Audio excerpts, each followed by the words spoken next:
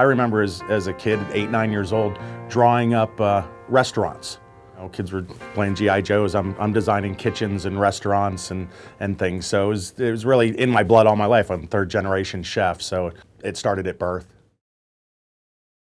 I was the executive chef at the Straz for 7 years before I started here. There I cooked for a president. I cooked for all the governors that have been on site. There'd be nights where we've had all 3 mayors.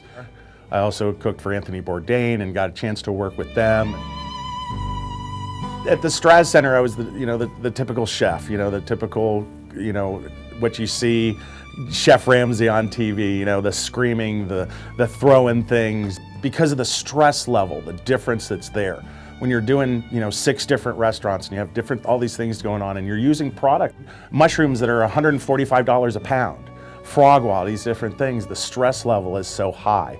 So it was one of the reasons why I started looking to leave the Straz Center. I actually accepted another position before this position was available.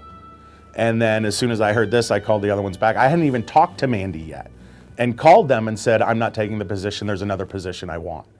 So coming here has just changed the way I work with my staff and really with everyone, the patience of it.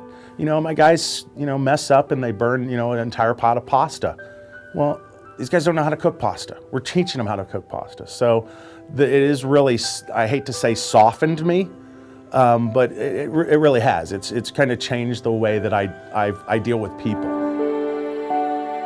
I used to, complain that it rained, but now, how can I complain when it rains when I know the people I'm feeding are in the rain?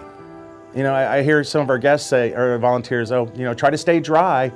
It's like, well, they are trying to stay dry because the streets, they're home. So when this was probably my 3rd week here, and I was talking about, and I was actually doing that, complaining about the rain, and one of our volunteers told me that his house blew away. The box that he was living in, it was gone and wet and everything. So at that point, that one instance really kind of changed me completely.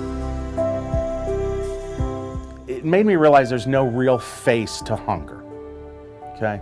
Most people think of the guy on the corner with the sign, and that's hunger to them. They roll up the window, they drive by, they don't worry about it.